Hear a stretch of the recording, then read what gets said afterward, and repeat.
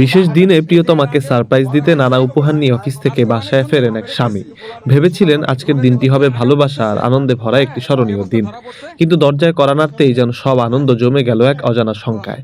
স্ত্রীর কোনো সাড়া না পেয়ে উদ্বিগ্ন হয়ে পড়েন তিনি। অবশেষে জানালার পাশে গিয়ে উকি দিতেই দেখলেন এক যুবক জানালার গ্রিল ধরে পালানোর চেষ্টা করছে। সেই মুহূর্তে স্পষ্ট হয়ে গেল স্ত্রী কেন দরজা খুলছিল না। ঘরে ঢুকে তিনি দেখেন নিজের স্ত্রী অন্য এক পুরুষের সঙ্গে অন্তরঙ্গ অবস্থায় রয়েছেন। দৃশ্যটি দেখে হতভম্ব স্বামী যেন কার্যত পায়ের নিচের মাটি হারিয়ে ফেললেন। ঘটনাটি ঘটেছে রংপুরের পুকুরপর চারতলা মোড় এলাকায়।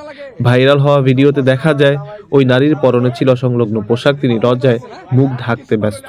জানালার পাশে দাঁড়িয়ে থাকা পরকীয়া প্রেমিক পালানোর চেষ্টা করছিলেন।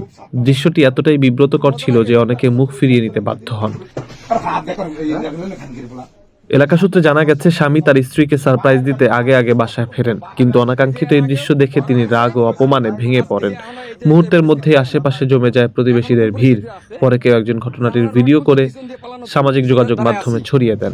সামনে দিয়ে জানলার রড খুলে ফেলাইছে, পালাইতে পারে না এই যে। হ্যাঁ।